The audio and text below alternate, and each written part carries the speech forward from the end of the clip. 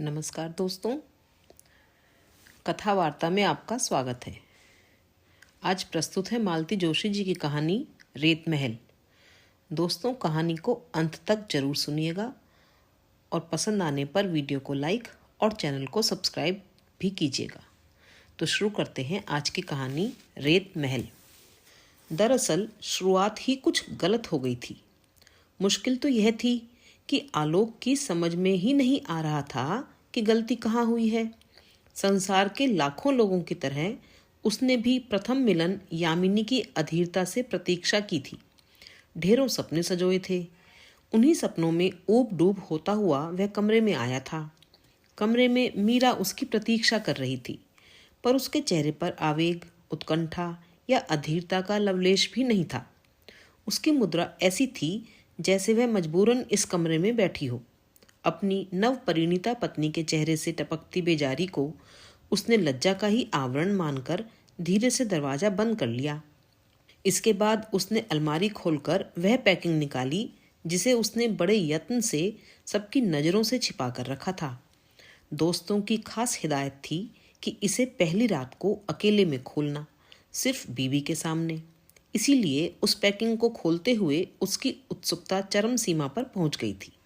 जैसे ही आखिरी आवरण हटा, उसकी आंखें संकोच से एक बारगी झुक गईं। वह एक खूबसूरत टेबल लैंप था जिसे एक प्रणयी युग्म ने अपनी बाहों में थाम रखा था। कांच से ढला उनका शरीर सौष्ठव देखते ही बनता था और उनकी प्रणय भंगिमा इतनी उत्तेजक थी कि उसने चोर नजरों से पत्नी की ओर देखा। वह निरपेक्ष भाव से मेजपोश की कढ़ाई का मुआयना कर रही थी।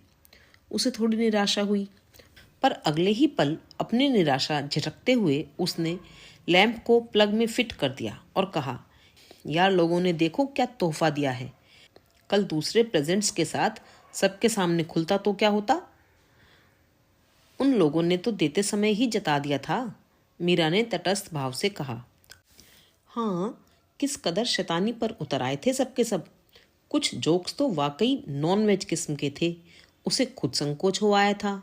कनखियों से नववधू की ओर देखा था, पर वह ना तो मुस्कुराई थी न शर्माई थी। उसके दोस्तों ने टिप्पणी भी की थी, प्रोफेसरनी तो एकदम ड्राई लगती है यार, उसे ट्रेन करने में ही तेरी आधी जिंदगी बीत जाएगी। उसे तब दोस्तों की बात अच्छी नहीं लगी थी। लगा कि वे लोग जरा ज़्यादा ही खुल गए थे। जरूरी नहीं कि हर किसी को इस स्तर पर मजाक अच्छा लगे। फिर मीरा तो वैसे भी साहित्य में पीएचडी है, उसका गंभीर होना स्वाभाविक है। पर अब यहाँ कमरे के इस एकांत में बैठी उस तटस्थ महिला को देखकर लग रहा था शायद वे लोग ठीक कह रहे थे, वरना यह भी कोई बात हुई कि आज भी गंभीरता ओढ़े बैठी रहे, भावनाओं का कोई ज्वार उसे आंदोलित ना करे। कमरे में एक संवादहीनता की स्थिति उत्पन्न हो गई थी। कुछ तो उस सन्नाटे को तोड़ने के लिए और कुछ माहौल बनाने के लिए आलोक ने कहा, तुम्हारी सहेलियों ने तुम्हें कोई चुलबुला तोहफा नहीं दिया? मेरी सहेलियां अब फुर्सत में थोड़ी ही हैं, अपने बाल बच्चों को लेकर कब से ससुराल में रच बस गई हैं। मेरा मतलब तुम्हारे स्टाफ से था। नौकरी में तो कलीग्स ही यार दोस्त बन जाते हैं। मैंने अपने स्टाफ को इनवाइट ही नहीं किया। क्या बात करती हो? सच कह रही हूँ, गुंजाइश ही कहाँ थी। दोनों बहनों के ससुराल वालों से और भाभी के पीहर वालों से ही घर भर गया था। ऊपर से इतनी लंबी चौड़ी बारात थी। मेरा स्टाफ उस भीड़ में कहाँ खड़ा होता? कौन उनकी आवभगत करता? यह चोट अप्रत्याशित थी। आलोक तिलमिला उठा। उसका मन हुआ अभी पापा के सामने जाकर खड़ा हो जाए और कहे, आपने तो अपनी जिद पूरी कर ली, अब आइए और अपनी बहुरानी के मुखारविंद से झड़ते वचनों को बटोर लीजिए। आलोक का शुरू से आग्रह था कि विवाह समारोह बहुत सादा हो, कन्या पक्ष के यहाँ गिने चुने लोग ही जाएं, बाकी लोगों के लिए छोटा मोटा रिसेप्शन दे दिया जाए। पर पापा नहीं माने। बोले, जिसे देखो वही शाही सरंजाम कर रहा है, उससे जरा भी 19 करेंगे तो खर्च भी होगा और भद भी पिटेगी। लड़की की शादी में तो खैर मजबूरी होती है। मंजू की शादी में झक मारकर सब नाटक करना पड़ा था, कल को अंजू की शादी होगी तब भी करना पड़ेगा। इस समय तो अपने पास चॉइस है। वह चुप हो गया था। किसी और की शादी होती तो वह जिद पर अड़ जाता, पर अपनी ही शादी में हंगामा करना उसे अच्छा नहीं लगा। फिर मम्मी पापा इस बात पर राजी हो गए थे कि बारात का आकार बहुत छोटा होगा, फालतू भीड़ नहीं होगी। पर ऐसा होता कहाँ है। पापा के दोस्त, मम्मी के कलीग्स, मंजू के स्कूल कॉलेज के दोस्त और दफ्तर वाले, इनके अलावा नाते रिश्तेदार, अड़ोसी पड़ोसी, सबको वहीं तो पहुंचना था। लोकल शादी में यही तो होता है, फैलाव इतना हो जाता है कि समेटे नहीं समेटता। मीरा ने सच ही कहा था। बारात सचमुच बहुत लंबी चौड़ी थी। वह खुद इस बात पर शर्मिंदा था। उसके सारे आदर्श धरे रह गए थे। लेकिन यह बात आज ही कह देना क्या इतना जरूरी था? ससुराल और पीहर के इन शाश्वत झगड़ों के लिए क्या आज ही मुहूर्त रह गया था? आलोक सारी रात किसी रूठे हुए बच्चे की तरह मुंह फुलाए रहा। मीरा के मुंह से निकला हुआ कड़वा सच उसे बुरी तरह आहत कर गया था। पर यह गनीमत थी कि मीरा ने केवल आंशिक सच ही बोला था। अगर वह पूरा सच उगल देती तो आलोक शायद कमरे में भी न ठहर पाता। मीरा ने अपने कॉलेज से किसी को भी शायद इसीलिए आमंत्रित नहीं किया था क्योंकि उसे इस रिश्ते पर बेहद शर्म आ रही थी। इस संबंध के लिए उसने बहुत मजबूरी में हाँ की थी। परिवार वालों पर अपना आक्रोश जताने का एक ही तरीका था उसके पास कि अपने हिस्से के सारे कार्ड्स उसने माँ और भाभी के सामने फाड़ कर चूल्हे में झोंक दिए थे। उसके लिए घर वर ढूंढने का पवित्र कर्तव्य भैया भाभी बड़ी तत्परता से निभाते थे। हर 4-6 महीने बाद एक नामाकूल सा रिश्ता लेकर उपस्थित हो जाते थे। फिर खूब चकचक होती, बहसबाजी होती और दोनों मुंह फुलाकर चले जाते। अगले 6 महीने तक इधर का रुख ना करते। फिर किसी दिन अलग गृहस्थी बसा लेने का अपराध बोध उन्हें कचोटने लगता और वे वर संशोधन में जुट जाते।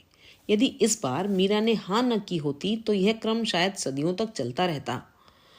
4 महीने की लंबी चुप्पी के बाद इस दिन भैया भाभी अवतीर्ण हुए थे।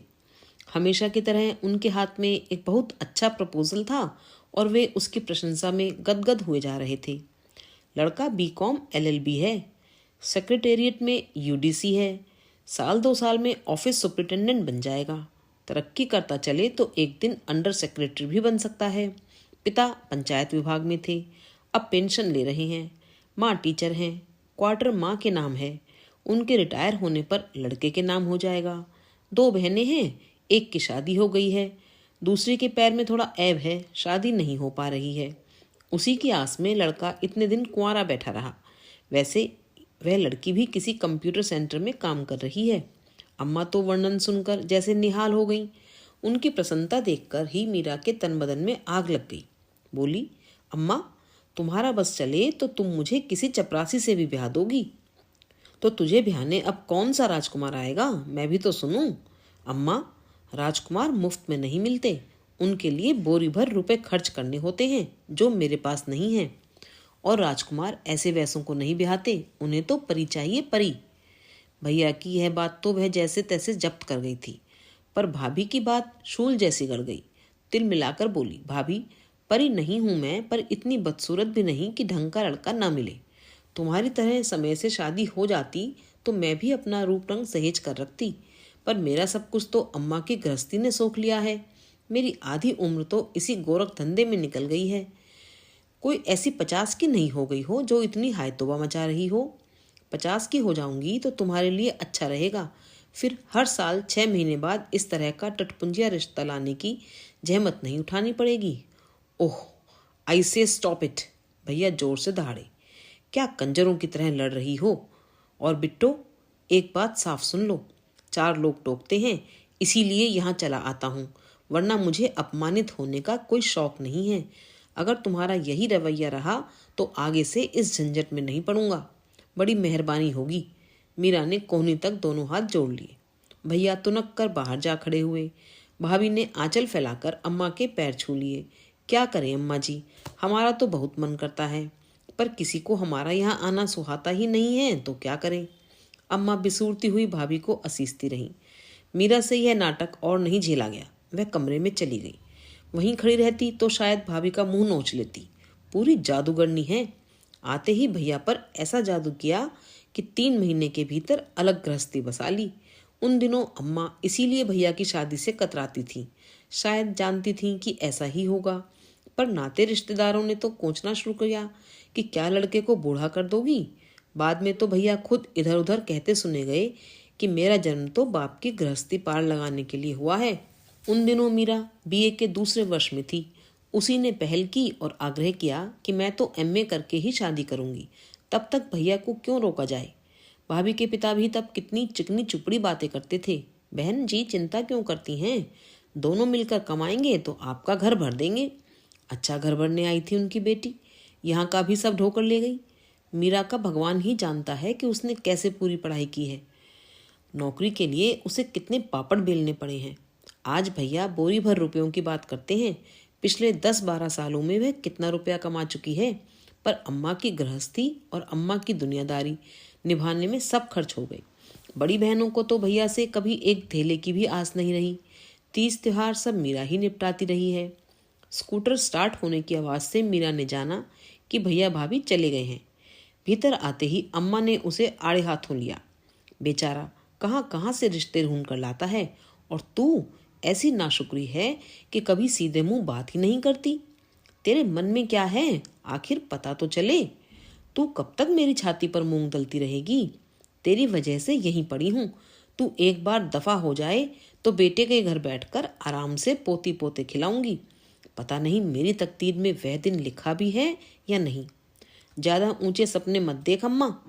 तुम क्या सोचती हो वे लोग तुम्हें सराखों पर बिठा लेंगे, तुम्हारी रोज आरती उतारेंगे, तुम्हारे पैर धो धो कर पिएंगे। इस धोखे में मत रहना अम्मा, 2 ही दिनों में उनके तानों से तुम्हारा कलेजा छलनी हो जाएगा। तो तू कौन सा मुझे निहाल किए दे रही है। मीरा अवाक होकर देखती रह गई। स्थितियां उसकी सहन शक्ति से बाहर ना हो गई होती तो शायद मीरा अब भी शादी के लिए हाँ ना करती, पर और अधिक अवमानना सहना उसके लिए कठिन हो गया था। वह इस घर में आई थी अपनों से तिरस्कृत होकर, आहत और अपमानित होकर, पर यहाँ वालों ने उसे हाथों हाथ लिया, प्यार के आवेग से उसे सरोबार कर दिया। दोनों नंदे उसके आगे पीछे डोलती रहती, मंजू की दोनों लड़कियां उसका पल्लू थामे रहती, सास हरदम उसकी इच्छा का मुंह जोती रहती, पापा जी दूर से ही लाड़ जताते, कभी कोई मिठाई लाते, कभी कोई मैगजीन ले आते। एक दिन तो वे बच्चों के लिए पिक्चर के टिकट ही खरीद कर ले आए। सास ने तो उस दिन उलाना भी दिया था, बहू रानी के लिए अपनी ओर से पिक्चर का प्रोग्राम बन रहा है। मेरी लड़कियों ने तो जब भी सिनेमा के लिए पैसे मांगे हैं डांट ही मिली है। अम्मा होती तो इस बात पर महाभारत हो जाता, पर उसने देखा सास के उल्हाने में कोई कड़वाहट नहीं थी। वह हंस रही थी जैसे यह कोई मजाक हो, और अंजू मंजू भी उस मजाक का पूरा लुत्फ उठा रही थी। वह जैसे पूरे घर की चेतना का केंद्र बनी हुई थी, और आलोक वह तो उसके आगे पीछे बिछा जा रहा था। उतने प्यार की तो उसने कभी कल्पना भी नहीं की थी, न ही उसे इसकी आदत थी। तीसरी कन्या के रूप में जन्म लेने का अपराध किया था उसने, इसलिए घर में सदा अनादर ही मिला।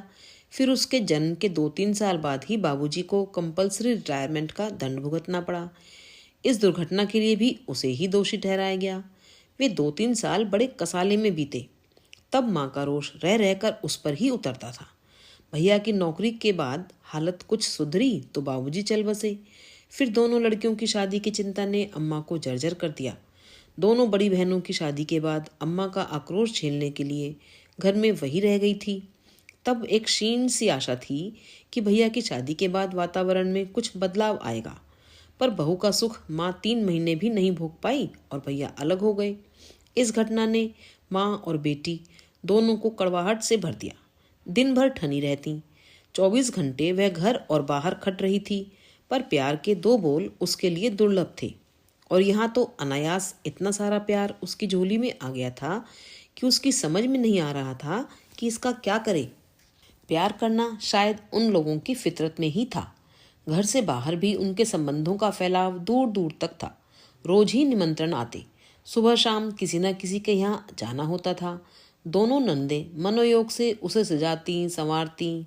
कभी मंजू अपनी साड़ी पहनने के लिए कहती तो कभी अंजू अपना अमेरिकन डायमंड का सेट उसे पहना देती। किसी जमाने में उसे भी अपनी भाभी को सजाने का चाव था, पर उन्होंने कभी लिफ्ट ही नहीं दी। वह घाव मन में अब भी कसकता था, इसीलिए अपनी नंदों को उसने कभी मना नहीं किया, पर उन लोगों के साथ वह कभी सहज नहीं हो पाई। और जब कहीं से लौटने के बाद सास उन दोनों की नज़र उतारती तो उसे और भी अटपटा लगता। नज़र लगने लायक तो उसका चेहरा कभी भी नहीं था। शायद ये उनकी ममता का ही अक्स था जो उसे सुंदर बना देता था। जब भी वह तैयार होती आलोक निर्निमेष उसे देखता रहता। उसकी वह अपलक चितवन उसे विचलित कर जाती। जब कहीं से लौटकर वह निढाल होकर पड़ जाती तो वह पास बैठकर उसके गाल सहलाता, बालों पर हाथ फेरता, बार बार पूछता, थक गई ना? एक दिन उसने कह ही डाला, मैं थकती नहीं हूँ जी, दरअसल बोर हो जाती हूँ। आई नो, इतने सारे अजनबियों को झेलना बहुत कठिन होता है, मैं जानता हूँ, पर थोड़े ही दिनों की बात है, फिर ये लोग अजनबी नहीं रह जाएंगे। ये लोग हमारे बहुत अपने हैं, इसलिए तो मना करते नहीं बनता। मुझे तो लग रहा है कि मेरी छुट्टियां बर्बाद हो रही हैं। सिर्फ यहाँ वहाँ खाना खाने के लिए घर बैठने की क्या ज़रूरत थी? कहीं जाना चाहती हो? Yes, if it is possible. बहुत मुश्किल में डाल दिया था मीरा ने। आलोक को तो मम्मी पापा से बात करते संकोच हो रहा था। शादी में कोई खास हंगामा नहीं किया गया था, फिर भी उसका और पापा का दोनों के खाते खाली हो गए थे। इसीलिए छुट्टी लेकर वह चुपचाप घर में बैठ गया था। पर अब जबकि मीरा ने खुद इच्छा जाहिर की है, अंजू ने बड़ी समझदारी से इस समस्या को हल किया। बोली, पापा मेरी एफडी तोड़ दीजिए। कोई आज ही मेरी शादी नहीं हो रही है, जिस दिन होगी देखा जाएगा। उस दिन क्या दादा हाथ पर हाथ धरे बैठे रहेंगे? 10,000 रुपये लेकर आलोक मीरा को मुंबई घुमाने ले गया। उसे आशा थी कि घर से दूर जाकर मीरा के मन में प्रसुप्त प्रणय भावनाएं जाग उठेंगी, पर उसे तो निराशा ही हुई। मीरा तो घर से दूर इसलिए आई थी कि इतने लोगों के निरंतर संग साथ से उसे घबराहट होने लगी थी, उसका दम घुटने लगा था। बंबई से लौटते हुए आलोक का मन चाहे भारी हो रहा हो, पर वह काफ़ी हल्का महसूस कर रही थी। वहाँ से वह खाली हाथ भी नहीं आई। मम्मी पापा, अंजू मंजू, रिंकी पिंकी सबके लिए उपहार लाई थी। सास तो एकदम धन्य हो गई। 10,000 खर्च हो गए, कोई बात नहीं, बहू में कुछ चेतना तो जागी। नहीं तो अब तक तो सारा वन वे ट्रैफिक ही चल रहा था। आलोक ने यह बात किसी पर जाहिर नहीं होने दी कि उपहारों की पेशकश उसी ने की थी। माँ की आंखों से छलकती खुशी को देखकर उसे लगा कि उसका श्रम सार्थक हुआ है। ज्यों ज्यों दिन आगे सरकते जा रहे थे, मीरा का मन संशय में ऊब डूब होने लगा। पिछले दिनों वह अपने परिवेश से एकदम कट गई थी। 1 महीने के अज्ञातवास के बाद कॉलेज जाकर सबका सामना करने में उसे घबराहट महसूस हो रही थी। वह चाहती तो छुट्टी बढ़ा सकती थी। बरसों बाद उसे इतने इत्मीनान की जिंदगी जीने का मौका मिला था। न कॉलेज की हाय तौबा, न घर की आपाधापी, न प्रिंसिपल की धौंस धपट, न अम्मा की चकचक। इस आराम की, सुकून की तो उसने कभी कल्पना भी नहीं की थी। पर इस आराम से भी वह धीरे धीरे ऊबने लगी थी। घर की 4 दीवारी में बंद रहने की आदत कब से छूट गई थी। जिस दिन ज्वाइन करना था, पापा जी सुबह सुबह बाजार जाकर 2 किलो मिठाई ले आए। बोले, शादी के बाद पहली बार जा रही हो, खाली हाथ मत जाना। मम्मी जी ने उसके लिए स्पेशल टिफिन बनाया, अपनी 2 चीज़ें पहनने के लिए दी। अंजू ने उसके लिए दरवाजे पर लगी चमेली का गजरा गूंद दिया। आलोक ने सुबह मुंह अंधेरे उठकर उसकी टीवीएस चमका दी थी। सब ने मिलकर उस दिन को एक उत्सव का सा रूप दे दिया था। इतना हंगामा तो उस दिन भी नहीं हुआ था जिस दिन उसने पहली बार नौकरी ज्वाइन की थी। इस हंगामे से एक फ़ायदा जरूर हुआ, उसकी घबराहट काफ़ी हद तक कम हो गई। जब वह चलने लगी तो आलोक ने हौले से पूछ लिया, अकेले चली जाओगी ना? नौकरी को कितने साल हो गए जानते हैं? आलोक बुरी तरह झेप गया। बाद में रास्ते पर आने के बाद एहसास हुआ कि अकेले चलने की आदत सचमुच छूट सी गई है। पिछले दिनों जब भी घर से बाहर निकली, साय की तरह कोई ना कोई साथ रहा है। और तो और अपनी टीवीएस की सवारी भी वह शायद 1 महीने के अंतराल के बाद ही कर रही है। कॉलेज में पांव रखते ही सबने उसे आड़े हाथों लिया। बधाई तो बाद में दी, पहले खूब लानत मलामत की। मिठाई का पूरा डिब्बा चट करने के बाद जोरदार पार्टी वसूल की। सब के सब आलोक को देखने के लिए उत्सुक थे। यह तो अच्छा हुआ जो आलोक ने मिठाई के डिब्बे के साथ चुपके से एल्बम भी उसके बैग में रख दिया था। उसकी शादी में किसी को इतनी उत्सुकता होगी, यह तो उसने सोचा ही नहीं था। लोग बाग बड़ी अधीरता से पन्ने पलट रहे थे। रेणुका बोली, व्हाट अ हैंडसम बॉय। शायद इसीलिए तूने हमें शादी में नहीं बुलाया, सोचा होगा हमारी नज़र लग जाएगी। क्यों? क्या आलोक सचमुच हैंडसम है? उसने तो इस दृष्टि से कभी सोचा ही नहीं। उसे खुद अपनी भी तो खबर कहाँ है। सबके सब उसकी निखरी निखरी रंगत और भरे भरे चेहरे की प्रशंसा कर रहे थे और उसे आश्चर्य हो रहा था। जब शोर शराबा खत्म हो गया तो समीना ने अकेले में धीरे से पूछा, तूने इतनी गुपचुप से शादी की कि हम लोग सोच बैठे थे कि कोई ऐसी वैसी बात होगी, पर ऐसा तो कुछ भी नहीं है। जाति बिरादरी का लड़का है, घर वालों ने धूमधाम से शादी की है। फिर क्या परेशानी थी? किसी को बुलाया क्यों नहीं? सच कहूँ समीना, इस शादी में मेरा जरा भी मन नहीं था। बस अम्मा के लिए हाँ कर दी समझ लो। मुझे तो जरा भी मज़ा नहीं आया। तुझे कितना मज़ा आया यह तो तेरे चेहरे की रंगत ही बता रही है। समीना ने चुटकी ली तो मीरा बुरी तरह झेप गई। मीरा, इस बार समीना का स्वर गंभीर था। इस उम्र में शादी हो जाए यही गनीमत है। मुझे देखो, रेणुका को देखो, कब से दिया जलाकर रहगुजर में बैठे हैं, पर इस राह से कोई गुजरता ही नहीं। पहली बार मीरा को लगा कि उसकी शादी कोई इतनी बड़ी दुर्घटना नहीं है। कम से कम रेणुका और समीना की दृष्टि से तो यह एक अच्छी घटना ही है। बेचारी रेणुका, 5 भाई हैं, पर किसी के पास फुर्सत नहीं है। 2 तो विदेश में ही जाकर बस गए हैं। समीना के यहाँ तो कोई देखने वाला ही नहीं है। एक अम्मी भर हैं, तो वो निहायत पुराने ख्यालों की और पर्दा नशीन है। हिंदुस्तानी लड़कियों के साथ यही तो परेशानी है, अपने खोल से बाहर निकलना ही नहीं चाहती। अपने आप कुछ तय कर लें तो उसके लिए भी गट्स चाहिए। संस्कार तो घुट्टी में ऐसे मिले हैं कि घर लौटने में जरा देर हो जाए तो मन अपराध बोध से भर उठता है। शादी तय करना तो बहुत बड़ी बात है। मीरा के भैया ने कम से कम एक उपकार तो किया, कैसा भी सही उसके लिए एक लड़का तो ढूंढ दिया। पर खुशी का यह एहसास चंद घंटे भी तो साथ न दे सका। घर लौटते ही उसका मन अवसाद से भर गया। कॉलेज में सबने कहा था कि इस पार्टी से काम नहीं चलेगा, घर पर जोरदार दावत देनी होगी। सबको, यहाँ तक कि छात्राओं को भी आलोक से मिलने की उत्सुकता थी। क्या कहकर मिलवाएगी सबसे, और इस दड़बे में किसी को कैसे बुलाएगी? कैसे कैसे सपने संजोए थे उसने, पर सब इस जी टाइप दड़बे में आकर दफन हो गए। अगर किसी बाबू की ही बीवी बनना था तो इतने दिनों तक प्रतीक्षा करने की क्या जरूरत थी? अपने भाग्य का मातम मनाते हुए हफ्ता गुजर गया, उसे पता ही नहीं चला। उस दिन दफ्तर जाते हुए आलोक ने कहा, सुनो, आज अपनी सैलरी लेकर आओ तो पापा के हाथ में देना, उन्हें अच्छा लगेगा।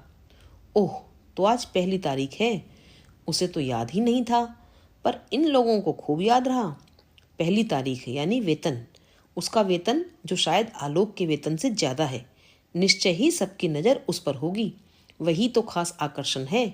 उसी के लिए तो मीरा को फूल पान की तरह सहेजा जा रहा है। इस वेतन के सहारे इन लोगों ने बड़े बड़े सपने बुन रखे होंगे। क्या पता एक आध फ्लैट बुक कर लिया हो। उसे चुप देखकर आलोक ने कहा, वैसे तुम पर कोई जबरदस्ती नहीं की है। मैंने तो इस घर की परंपरा की बात की थी। मैं, अंजू, मम्मी, सब लोग अपना वेतन लाकर पापा के ही हाथ में देते हैं। अगर घर की यही परंपरा है तो मैं भी दे दूंगी। पर एक बात पहले बता दूं। कौन सी? आप लोग मुझसे किसी बड़े बैंक बैलेंस की आशा न रखें। बैंक बैलेंस की बात कौन कर रहा है? फिर भी बता देना मेरा फर्ज है। एक तो यह कि कॉलेज की नौकरी बहुत पुरानी नहीं है, इससे पहले प्राइवेट स्कूलों में ही करती थी। दूसरे, जब से भैया अलग हुए हैं घर का खर्च मैं ही चला रही थी। रोज़मर्रा के खर्च के अलावा मम्मी की हारी बीमारी और दुनियादारी, सब कुछ मुझे ही देखना पड़ता था। खैर, उन बातों का। एक बात और, शादी के लिए मुझे लोन लेना पड़ा है।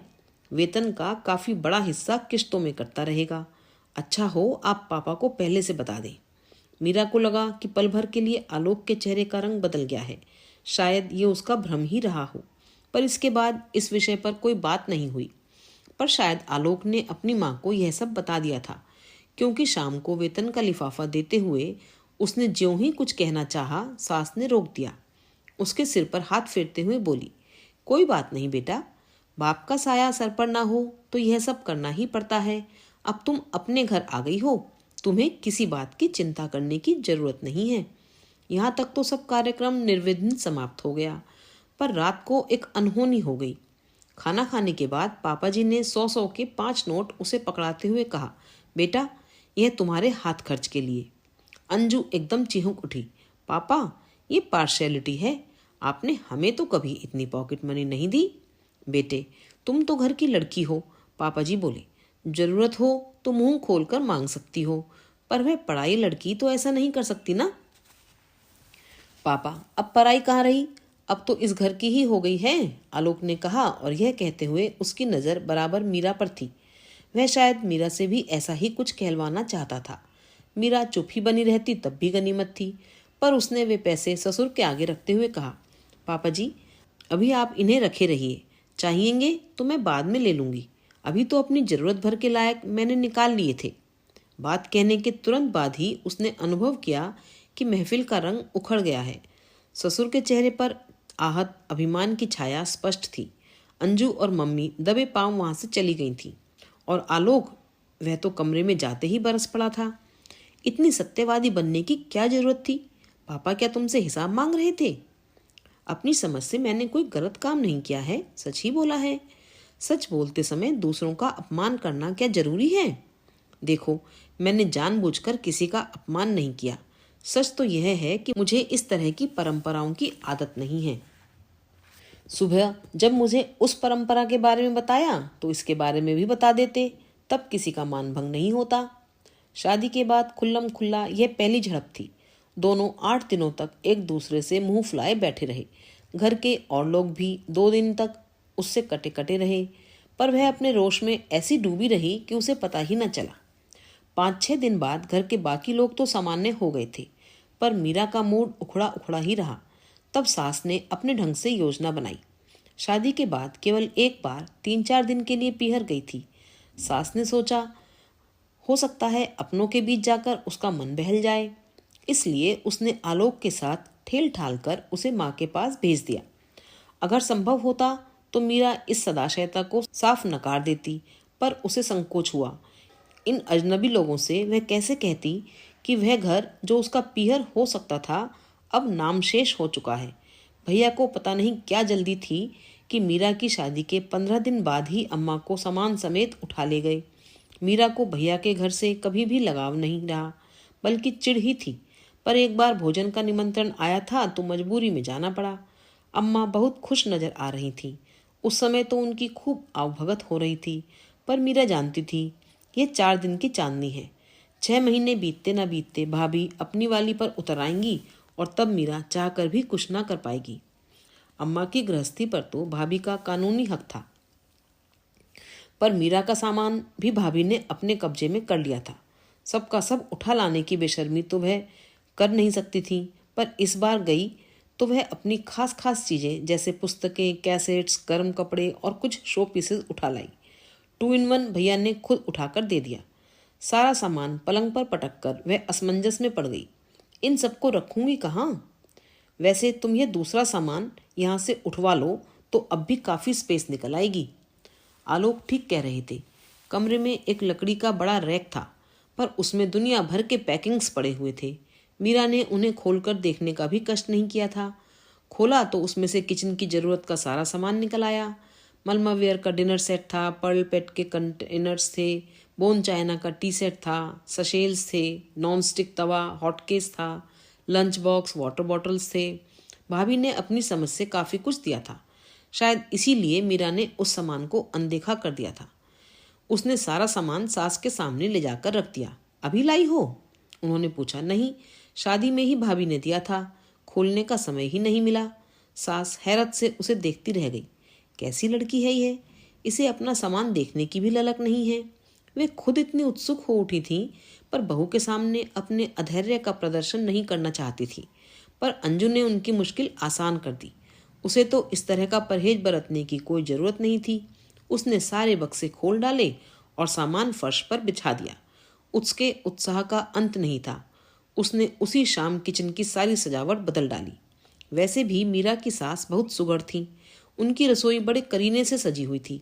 पीतल के, स्टील के, अल्मुनियम के, प्लास्टिक के जो भी डिब्बे थे साफ सुथरे और ढंग से लगे हुए थे।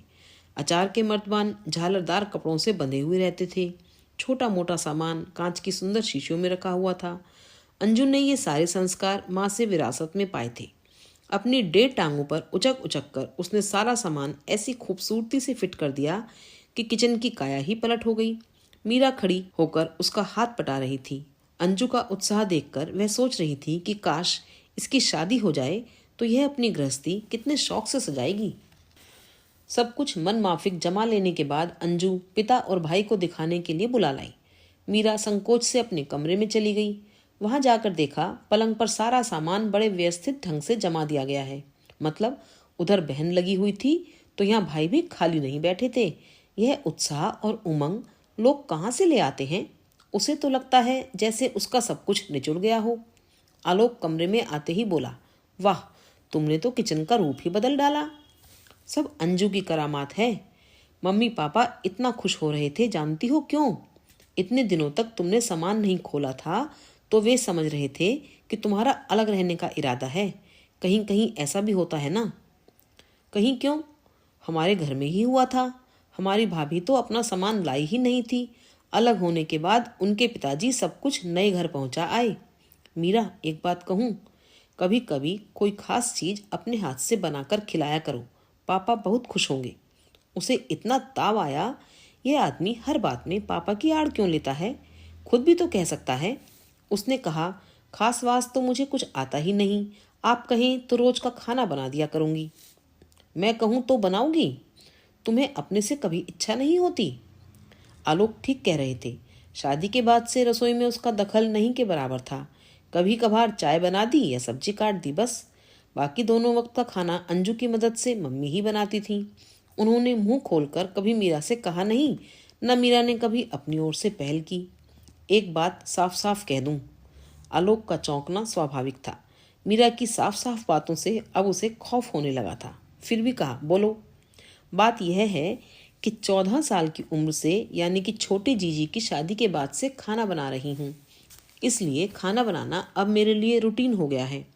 उसमें शौक जैसी कोई बात नहीं रह गई है। रसोई और गृहस्थी इतनी छोटी उम्र से मेरे गले पड़ गई है कि अब उसमें नयापन नहीं लगता। सारा उत्साह ही खत्म हो गया है। आलोक ने एक गहरी सांस भरकर विषय को वहीं समाप्त कर दिया। हाँ, इस वार्तालाप का इतना असर अवश्य हुआ कि शाम का खाना मीरा ने अपने जिम्मे ले लिया। उसके लिए तो यह एक फर्ज अदायगी भर थी, पर परिवार ने उसे हर तरह से नवाजा। उसकी बनाई मटर पनीर की सब्जी पड़ोस में भेजी गई। पकौड़ी वाली कढ़ी खाने के लिए अंजू अपनी सहेलियों को नौताई। हर आने जाने वाले से पापा कहने लगे, पुलाव बनाना तो कोई हमारी बहू से सीखे। उसे लगता जैसे घर वाले उसकी तारीफ करने पर तुल गए हैं। दीपावली पर उसने घर में अल्पना दी तो देखने के लिए सारी बिल्डिंग को बुला लिया गया। आलोक के सुझाव पर उसने पापा के लिए स्वेटर बुना तो वे पूरे मोहल्ले में नुमाइश कराए। अंजू के जन्मदिन पर आलोक एक महंगा सूट ले आया था, पर नाम उसने मीरा का ही बताया। सारी सखियों में अंजू की भाभी अपनी चॉइस और जेनरस नेचर के लिए मशहूर हो गई। आलोक पत्नी को परिवार में प्रतिष्ठित करने के लिए जी जान से जुटा हुआ था। परिवार वाले भी उसे अपने में समो लेने की प्राणपन से चेष्टा कर रहे थे, पर वह जल में कमल पत्र की भांति अलग थलग ही बनी रही। इस तरह टूट कर प्यार करना तो उसने कभी सीखा ही नहीं था। स्नेह का उचित आदान प्रदान न हो तो ऊष्मा के स्रोत भी सूखने लगते हैं। मीरा को जितना अपनाने का प्रयास किया गया, उतनी ही वह दूर छिटकती गई। अंजू की उम्र तो यह सब जानने समझने की नहीं थी। पापा जी तो पुरुष थे, इतनी महीन दृष्टि पुरुषों के पास होती भी नहीं है। पर आलोक की माँ धीरे धीरे एक गहरी हताशा में डूबने लगी। वे जब तब बेटे का चेहरा पढ़ने का प्रयास करती। उन्हें अपने सुख दुख की परवाह नहीं थी। अपनी जिंदगी तो वे जी चुकी थी, बस बेटा खुश बना रहे। पर क्या वह सचमुच खुश था? दिन इसी तरह निरापद बीत रहे थे, पर एक सुबह वातावरण अचानक खुशनुमा हो उठा। सुबह की चाय के बाद मीरा को जोर की उबकाई आई। बाथरूम से लौटी तो पसीने से तरबतर थी। आलोक तो एकदम घबरा गया, पर मम्मी जी के चेहरे पर अरसे बाद एक मुस्कुराहट तैर गई। बहू की पीठ धीरे धीरे सहलाते हुए उन्होंने 2-4 जरूरी सवाल पूछ डाले और तत्काल दोनों की छुट्टी का ऐलान कर डाला। छुट्टी तो आलोक भी लेना चाहता था, पर उसे डांट डपट कर ऑफिस भेज दिया गया। 10 बजे दोनों सास बहू मेडिकल चेकअप के लिए चल पड़ी। शरीर और मन जब निढाल हों तो किसी का भी स्नेहिल स्पर्श और मनोहार भरा स्वर जादू का सा काम कर जाता है। मीरा का मन भी सास के प्रति एकदम तरल हो उठा था, पर सरकारी अस्पताल के गलियारे के बेंच पर बैठकर अपनी बारी की प्रतीक्षा करते हुए उसका मूड फिर उखड़ने लगा था। शादी के बाद उसने भी शिशु जन्म के सपने देखे थे, पर उसकी कल्पना का वर्तमान चित्र से कोई तालमेल नहीं बैठ रहा था। उसे अपने भाग्य पर चिढ़ हो आई। उसका सोचा कुछ भी क्यों नहीं हो पाता। हर बार उसे निराशा ही क्यों हाथ लगती है? आया ने बड़ी देर बाद बेहद बदतमीज लहजे में जब पहले उसका नंबर और बाद में उसका नाम पुकारा तो उसे जैसे आग लग गई। उस आग में सुलगती हुई वह भीतर दाखिल हुई। सास बड़े उत्साह से सारा ब्यौरा दे रही थी, पर खुद उसने सारे प्रश्नों के उत्तर बड़ी बेरुखी से दी। डॉक्टर तो फिर सरकारी अस्पताल वाली ही थी। उसने भी सास की मीठी बोली का लिहाज नहीं किया। परिणाम यह हुआ कि अस्पताल से लौटते हुए वह शरीर और मन दोनों से बुरी तरह आहत थी। अपने शरीर में होने वाले इस अंकुरन के प्रति वह अभी ठीक से पुलकित भी न हो पाई थी कि उसे इस सारे व्यापार से तृष्णा हो गई। घर लौटकर वह कमरे में पस्त होकर पड़ रही। सोच रही थी कि खाने का बुलावा आएगा तो साफ इनकार कर देगी, पर सास ने उसे बुलाया ही नहीं। कमरे में ही गरम गरम उपमा बनाकर दे गई। यही नहीं, 4 बजे पापा जी को भेजकर उसके लिए ताजा खस्ता कचौड़ी भी मंगवा दी। इस लाड़ प्यार के बावजूद उसका मन रूठा ही रहा। आलोक जब दफ्तर से लौटा तब भी वह अलगाई सी बिस्तर में पड़ी हुई थी। उसकी झूठी प्लेटें अब तक पलंग के नीचे पड़ी भिनभिना रही थीं। उन्हें अनदेखा कर आलोक ने कहा, मैंने कहा बधाई हो। मीरा ने करवट बदलकर उसकी ओर देखा। मीरा की आंखों को देखकर आलोक की आंखों में झिलमिलाती दीपमाला भी मलिन पड़ गई। किस बात की बधाई? अब यह भी बताना पड़ेगा। इसमें बधाई की क्या बात है? हर घर में शादी के बाद यही सब तो होता है। मेरे घर में तो यह पहली बार हुआ है, और मैं तुम्हारी तरह विद्वान नहीं हूं कि खुश होने वाली बात पर भी मुंह चढ़ाकर बैठ जाऊं। ये विद्वान वाला जुमला चुभने वाला था। मीरा ने तिल मिलाकर कहा, मेरे विद्वान होने न होने से क्या फर्क पड़ता है? मेरे साथ भी तो वही सब हो रहा है जो औरों के साथ होता है। आलोक सिर धुनकर रह गया। इस औरत को यह शायद कभी समझ नहीं पाएगा। थोड़ी देर बाद बुझे से स्वर में उसने कहा, मम्मी कह रही थी कुछ जरूरी टेस्ट करवाने हैं, कब चलना है? सुबह जाना होगा। आप परेशान न हो, मैं चली जाऊंगी। और सुबह वह सचमुच अकेले ही निकल जाएगी, इसका किसी को भी इल्म नहीं था। आलोक तो उस समय बाथरूम में था। मीरा ने रसोई में झांककर सास को इत्तला भर दी और चल पड़ी। सुबह सवेरे घर से निकलने का एक कारण यह था कि वह अपनी एक कलीग के हाथ छुट्टी की एप्लीकेशन देना चाहती थी। वहां से चली तो सीधे डॉक्टर आभा वर्मा की क्लिनिक के पास आकर रुकी। कॉलेज आते जाते अक्सर यह बोर्ड उसने देखा था। शायद इसीलिए दिमाग में रजिस्टर हो गया था। यहाँ भी शायद वह जल्दी ही आ गई थी। अभी साफ सफाई ही चल रही थी। शुक्र था कि रिसेप्शनिस्ट आ गई थी और उसका नाम सबसे ऊपर लिख गया था। वह काफी साहस बटोरकर घर से चली थी और मन ही मन उसने काफी रिहर्सल भी की थी, पर डॉक्टर के सामने बैठते ही वह नर्वस होने लगी। उसने चुपचाप कल वाला पर्चा सामने सरका दिया। डॉक्टर ने पर्चा पढ़ा और प्रश्नार्थक दृष्टि से उसकी ओर देखा। जब वह कुछ नहीं बोली तो पूछा, क्या यहाँ रजिस्टर कराना चाहती हैं? दरअसल before it is too late मैं अबॉर्शन कराना चाहती हूँ। उसने सारा साहस बटोरकर मन की बात कह ही डाली। डॉक्टर थोड़ी देर उसे घूरती रही, फिर बोली, आप मैरिड हैं ना? क्या मतलब? वह कानों तक लाल हो आई। बुरा मत मानिए, यह तो अस्पताल है, यहाँ हर तरह के लोग आते हैं। वैसे यह शायद आपका पहला बच्चा है। उनकी नज़र पर्चे पर थी। जी। आपकी एज भी शायद? जी, मेरी लेट मैरिज हुई है। देखिए, पहली प्रेगनेंसी तो हम वैसे भी रिटेन करने की सलाह देते हैं। आपकी एज में तो यह और भी ज़रूरी है। इतनी लेट एज में कंसीव करना ही एक चैलेंज है। अबॉर्शन तो बहुत बड़ी रिस्क है। पता नहीं दूसरा चांस आपको मिले ना मिले। आप तो मुझे सिर्फ इतना बता दीजिए कि इसके लिए क्या मेरे हस्बैंड की कंसेंट जरूरी होगी? यह तो बात की बात है। पहले मैं चाहूँगी कि आप मेरी बात पर एक बार फिर से गौर कर लें। अभी डॉक्टर की बात पूरी भी नहीं हो पाई थी कि मीरा शिष्टाचार को ताक पर रखकर उठ गई। वह यहाँ भाषण सुनने नहीं आई थी। वह तो बिना किसी शोर शराबे के इस जंजाल से मुक्त होना चाहती थी। उसे मालूम था कि छुटकारे के और भी तरीके हैं, पर वह उनके फेर में नहीं पड़ना चाहती थी। उसकी छोटी जीजी ने चौथी बार गर्भ ठहरने पर पता नहीं कैसा घरेलू उपचार किया था कि मरते मरते बची थी। उसकी सहेली रत्ना शादी के तुरंत बाद गर्भवती हो गई थी। सास के डर से उसने पता नहीं कैसी कैसी गोलियां खा ली। गर्भपात तो खैर नहीं हुआ। 9वें महीने बच्चा पैदा हुआ तो ऐसा जैसे किसी ने हड्डियों पर झुलसी हुई खाल मर दी हो। मुश्किल से 8 महीने जिंदा रहा, पर माँ की उम्र में 60 साल का इजाफा कर गया। इसीलिए मीरा इन अघोरी उपायों से बचना चाह रही थी, पर डॉक्टर के रवैये ने उसे दोबारा सोचने पर मजबूर कर दिया। अपनी गाड़ी लेकर वह सड़क पर तो आ गई, पर उसकी समझ में नहीं आ रहा था कि क्या करे। घर लौट जाए या कॉलेज चली जाए या किसी केमिस्ट की दुकान से कोई अचूक दवाई ले आए। वह अभी पसोपेश में ही थी कि एक परिचित स्कूटर सामने आकर रुका। आप? वह बुरी तरह चौंकी। जी हाँ, आपका अदना सेवक। सुबह सुबह कहाँ चली गई थी? 2-3 पैथोलॉजिकल लैब्स के चक्कर लगा आया हूँ। अब सीधे तुम्हारे कॉलेज जा रहा था, नजर आ गई। लेकिन इस तरह पीछा करने की क्या जरूरत थी? यह जाकर अपनी महिमामयी सास से पूछना। उन्होंने तो मुझे नाश्ता भी नहीं करने दिया और दौड़ा दिया। बोली, संकोच के मारे उसने कहा नहीं होगा, जरूर कोई तकलीफ होगी। अब तुम्हें डॉक्टर के यहाँ से निकलते देखा तो सोचता हूँ मम्मी वॉज राइट। क्या प्रॉब्लम थी? क्लिनिक के सामने इस तरह खड़े होकर बात करना मीरा को अजीब सा लग रहा था। आने जाने वाले उसे घूर रहे थे। आलोक उसकी परेशानी समझ गया। बोला, घर से कुछ खाकर नहीं चली थी ना? मैं भी वैसे ही निकल पड़ा था। चलो चलकर कुछ खा लेते हैं। काफ़ी दूर जाकर उन्होंने एक रेस्तरां चुना जहाँ कॉलेज की छात्राओं के आने की संभावना कम थी। कोने की एक मेज चुनकर आलोक ने मसाला डोसा और कॉफ़ी का ऑर्डर दिया। वह इत्मीनान से बैठते हुए बोला, हाँ अब बताओ डॉक्टर ने क्या कहा? डॉक्टर क्या कहेंगी? जो कुछ कहना था मुझे ही कहना था। मतलब? मैं अबॉर्शन करवाने गई थी क्या? आलोक तो एकदम सख्ते में आ गया। सरकारी अस्पताल में बच्चा जनने से तो अच्छा है बच्चा पैदा ही ना किया जाए। क्या सिर्फ यही कारण है? मीरा कुछ नहीं बोली। अपने मन को वह खुद भी तो ठीक से नहीं जान पाई है, आलोक को क्या बताएगी? देखो, सरकारी अस्पताल का तो ऐसा है। बड़ी देर बाद आलोक ने बुझे बुझे से स्वर में कहा, मम्मी के अपने बच्चे भी वहीं पैदा हुए, मंजू को भी वहीं दिखाया था, इसलिए तुम्हें वहां ले गई। पर जरूरी तो नहीं कि डिलीवरी भी वहीं हो।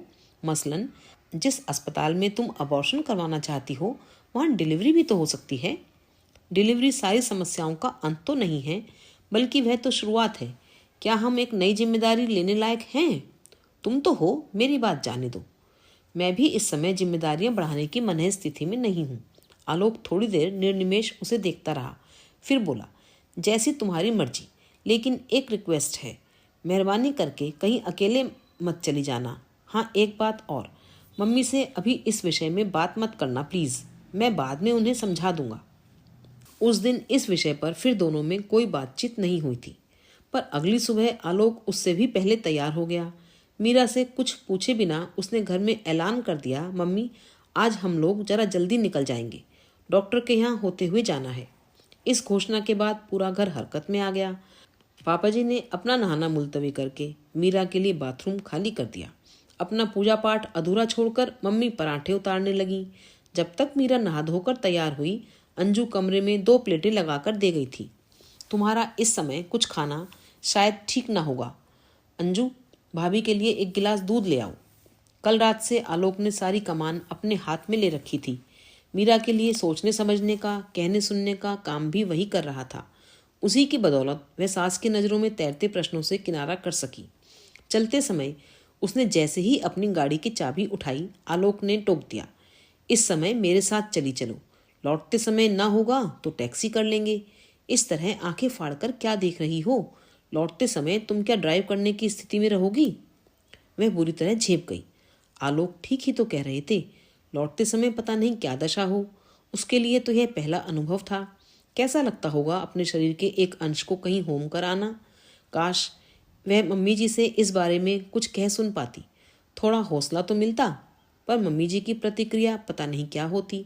एक मधुर संभावना की आशा में वे उसके आगे पीछे डोल रही हैं। सच जान लेंगी तो उनका रुख कुछ दूसरा ही होगा। तभी तो आलोक ने कहा था, प्लीज़ मम्मी से अभी कुछ मत कहना, मैं बाद में समझा दूंगा।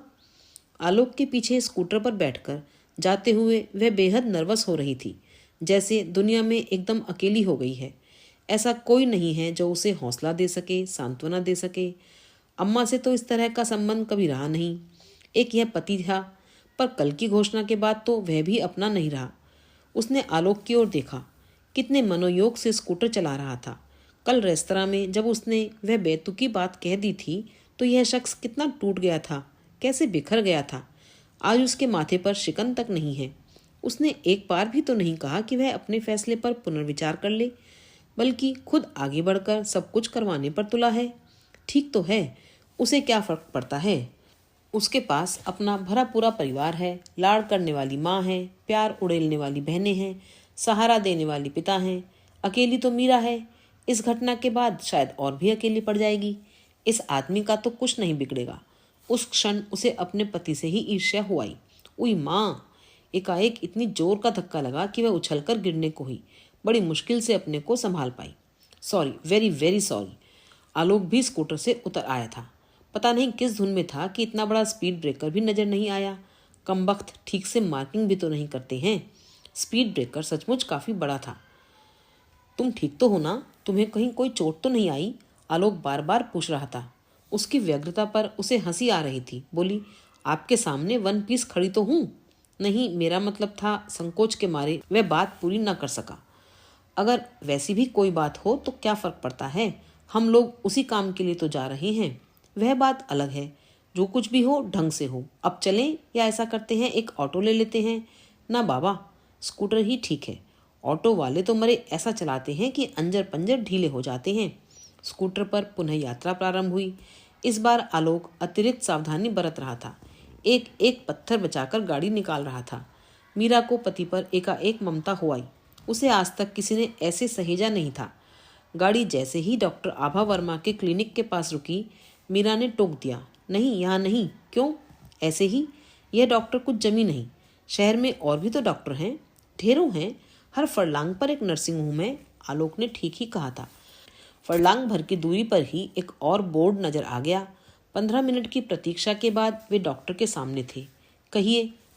वो क्या है कि अभी आते आते एक छोटा सा एक्सीडेंट हो गया। डर है कि कहीं कुछ। कितने दिन हो गए हैं? यही कोई 7 वीक्स। वैसे कुछ होना तो नहीं चाहिए, फिर भी चलिए देख लेते हैं। जैसे ही वो दोनों भीतर जाने के लिए उठी, आलोक ने टोक दिया, मैडम, ये नर्वस हो रही हैं, इसलिए सच बोलने से हिचक रही हैं। दरअसल हम लोग यहाँ प्रेगनेंसी टर्मिनेट कराने आए हैं। डॉक्टर ने चकित होकर एक बार मीरा की ओर देखा, फिर आलोक से पूछा, आपके पहले कितने बच्चे हैं? This is the first one. फिर? हमारी कुछ पर्सनल प्रॉब्लम्स हैं, यही समझ लीजिए कि अभी तक हम ठीक से सेटल नहीं हुए हैं, इसलिए ये जिम्मेदारी उठाने के काबिल नहीं है। क्या आपकी वाइफ भी यही सोचती हैं? मीरा बुद्ध बनी खड़ी रही। उसने कोई जवाब नहीं दिया। देखिए मिस्टर, मर्द के लिए बच्चा पैदा करना एक शगल हो सकता है, पर औरत के लिए it is much more than that. It is not only physical attachment, it is an emotional involvement also. औरत के लिए बच्चा क्या होता है आप मर्द लोग कभी समझ नहीं पाएंगे। खासकर इस उम्र में पहले बच्चे को खोने का दर्द तो इट इज़ बियॉन्ड इमेजिनेशन। मैं चाहती हूँ आप इस बात पर अपनी वाइफ के नज़रिए से भी गौर फरमाएं। मैडम, हम लोग घर से खूब सोच समझ कर ही निकले थे। आप तो मुझे बस इतना बता दीजिए कि मुझे कहाँ कहाँ दस्तखत करने होंगे, और यह भी कि अंदाजन कितना खर्च आएगा, ताकि मैं बैंक जाकर इंतजाम भी कर सकूं। यह सब तो बात की बातें हैं। पहले मैं चाहूँगी कि आप लोग घर जाकर खूब अच्छी तरह सोच विचार कर लें। 4-5 दिन में कोई फ़र्क नहीं पड़ेगा, फिर आप जैसा चाहें। मैं तो यहाँ क्लिनिक खोल कर बैठी हूँ, पर हर चीज़ का एक इंसानी पहलू होता है। You must honour the sentiments of your partner. दोनों दनदनाते हुए बाहर निकल आए। सड़क पर आते ही आलोक गुर्रा कर बोला, यह क्या पागलपन है? तुमने तो डॉक्टर की नज़र में मुझे विलेन ही बना डाला। पता नहीं क्यों यह बच्चा मुझे बहुत अपना सा लगने लगा है, और मुझे इस बच्चे से बेहद नफरत हो गई है। नफरत? क्यों? क्योंकि यह हमारे प्यार की निशानी नहीं है। प्यार तो हमारे बीच कभी रहा नहीं। तुम सिर्फ मजबूरी निभाती रही, और मैं उसे तुम्हारा एहसान मानकर झेलता रहा। इस रिश्ते को कोई भी नाम दिया जा सकता है सिवा प्यार के। मीरा हतबुद्ध सी पति को देखती रही। मैं समझ गया था कि सरकारी अस्पताल का तो बहाना था। उस बहाने तुम स्थितियों का मखौल उड़ा रही थी। आक्रोश जताने का तुम्हारा यह अपना ढंग था। जिस समय तुमने अबॉर्शन की बात सोची होगी, तुम्हारी नफरत शायद चरम सीमा पर होगी। मीरा ने सिर झुका लिया। मीरा, हम लोग अमीर नहीं हैं, कभी भी नहीं थे, पर धन के अभाव को हमने परस्पर प्यार से पूरा किया है। मेरी माँ ने यह घरौंदा स्नेह के धागों से बुना है। उसने तुम्हें भी अपने में समो लेना चाहा। तुम्हारी संतान को भी वह ममता के अंक में भर लेंगी, पर मैं अपनी माँ के साथ छल नहीं करना चाहता। किसी की नफरत का अंश गोद में लेकर वह ममता में ऊब डूब होती रहे, यह मुझे कभी अच्छा नहीं लगेगा। अपनी बात समाप्त करते करते आलोक ने घड़ी देखी। 11 बज चुके हैं। क्या इरादा है? घर जाओगी या कॉलेज? स्कूटर से छोड़ दूं या ऑटो से चली जाऊंगी? उसका स्वर इतना निरपेक्ष था कि मीरा सिहर उठी। और आप? मैं तो सीधे दफ्तर जाऊंगा। एक दिन की छुट्टी जाया करने में क्या तुक है? मीरा का मन अभिमान से भर उठा। उसका अंत 100 झंझावातों से जूझ रहा है और इस आदमी को अपनी छुट्टी की पड़ी है। तो ठीक है, यही सही। आप दफ्तर जा रही हैं ना? हाँ, कोई काम था। काम क्या होगा? बस यही कि जाने से पहले जरूरी कागजों पर दस्तखत करते जाइए। मेरी छुट्टी का तो आज तीसरा दिन चल रहा है। और साड़ी का पल्लू मुंह में ठूसकर वह नर्सिंग होम के कॉरिडोर में अंतर्ध्यान हो गई। अभी आप सुन रहे थे मालती जोशी जी की कहानी रेत महल।